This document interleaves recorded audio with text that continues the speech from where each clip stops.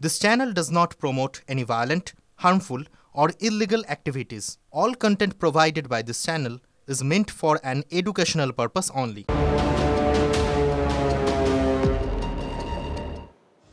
নমস্কার, স্বাগত আপনাকে আরো একবার টিভি9 বাংলায়। আমি দীপ রয়েছি আপনার সঙ্গে। শুরুতেই ওপার বাংলায় খবরে নজর রাখতেই হচ্ছে, তার কারণ শুধু কলকাতা নয়, এবার 3 রাজ্য দখলের ডাক মৌলবাদীদের। বাংলা, বিহার, ওড়িশা দখলের ডাক। অশান্ত বাংলাদেশে যুদ্ধ হুমকি বিএনপি নেতা রুহুল কবির রিজভীর। আজ ঢাকায় বিদেশ সচিব পর্যায়ে গুরুত্বপূর্ণ বৈঠক, তা ভেস্তে দিতেই বিএনপির এই উস্কানি। সীমান্ত বাণিজ্য বন্ধ নিয়ে কড়া সুরে উল্টে ভারতকে হুমকি দিলেন রিজভী। পায়ের তলায় দলের রাজনৈতিক জমি তৈরি করতে কি চড়া সুরে ভারত বিরোধিতা? কট্টরপন্থীদের সুরেই সুর মেলাতে হচ্ছে রিজভীকে। শাসক শ্রেণী যা করছেন, এটা পৃথিবীর ইতিহাসে এবং রাষ্ট্রবিজ্ঞানের ভাষায় একবারে সরাসরি আগ্রাসন ছাড়া আর কিছু নয়। আপনারা বাংলাদেশে বলছেন সংখ্যালঘু নির্যাতন, তো সংখ্যালঘু নির্যাতনের ফলাফল কি? আমরা আমাদের মিলিত শক্তি, তারুণ্যের শক্তি নিয়ে আমরা এটাই বলবো, তোমরা যদি ওইটা দাবি করতে পারো তাহলে আমরাও দাবি করব আমাদের নবাব সিরাজউদ্দৌলার বাংলা, বিহার, উড়িষ্যা ফেরত দাও আমাদেরকে।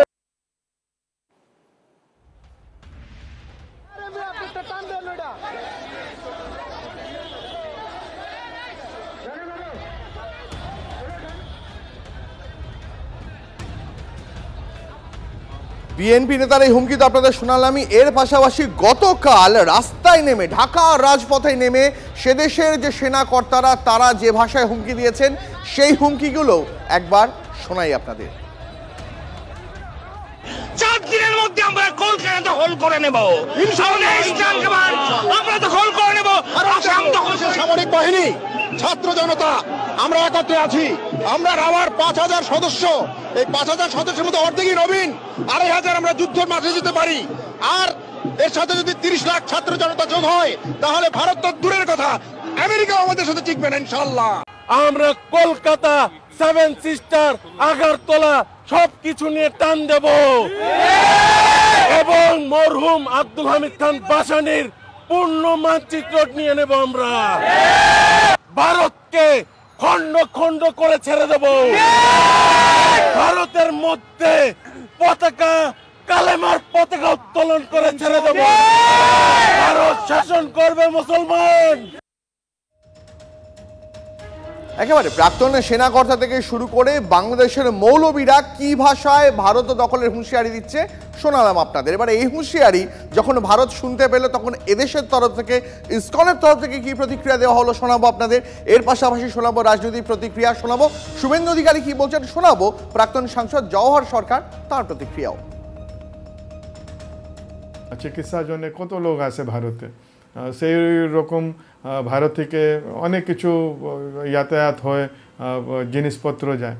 তো হঠাৎ এরকম কেন, কারা এটা উকসিয়ে দিয়েছে কি এরকম বিদ্রোহের সুর হচ্ছে? এটা হলে দুই দেশের জন্য ভালো হবে না। আমার এটাই অনুরোধ কি এত ক্লোজেস্ট নেবারকে প্রেমে থাকলে সব থেকে ভালো, সবার জন্য উপকারক। যে ভাষায় উত্তর দিলে এরা সন্তুষ্ট হয়, সেই ভাষায় উত্তর দেওয়ার জন্য আমরা প্রস্তুত থাকব।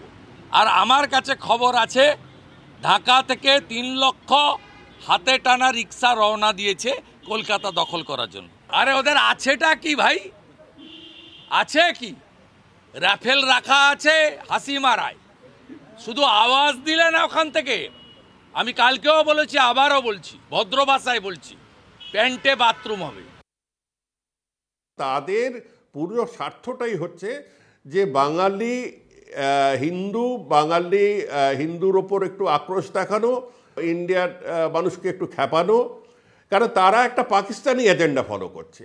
তাদের পয়সা আসে মধ্যপ্রাচ্য থেকে, তাদের পয়সা এবং সাহায্য দিচ্ছে পাকিস্তান। আজকে নয়, বরাবর দিয়ে এসছে। তা তাদের এজেন্ডাতে আমরা যদি ক্ষিপ্ত হয়ে যাই, তাদের এজেন্ডাকে হেসে উড়িয়ে দেওয়া উচিত।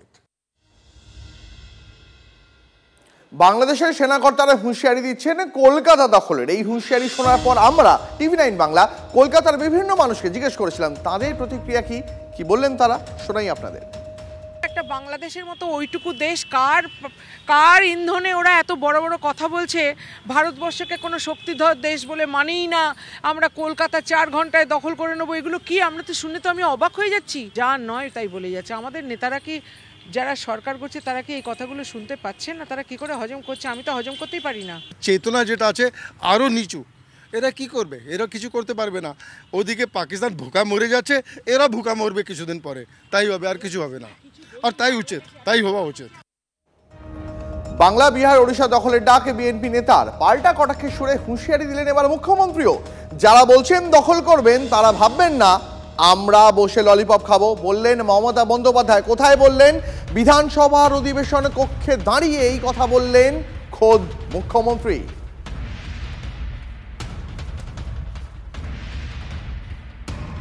যদি কেউ বিচ্ছিন্ন করতে আসার চেষ্টা করে তাকে প্রতিরোধ করুন এবং সেক্ষেত্রে বাঁধ ভেঙে দিতে হবে।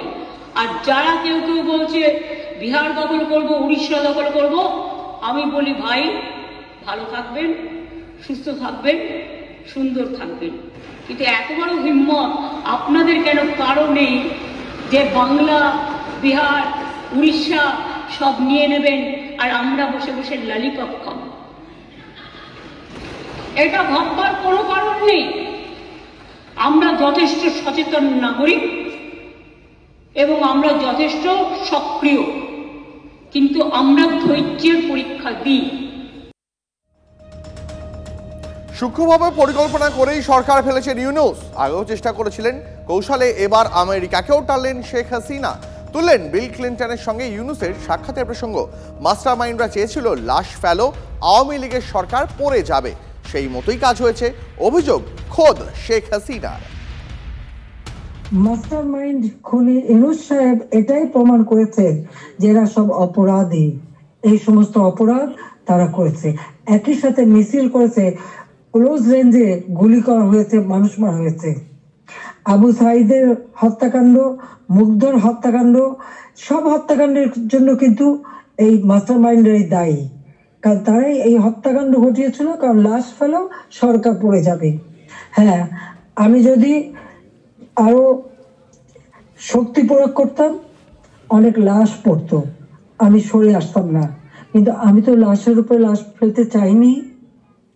আমি তো চাইনি মানুষ আরো জীবন দিক, কারণ আমি তো স্পষ্ট দেখতে পাচ্ছি যে পরিকল্পিতভাবে হত্যা হচ্ছে।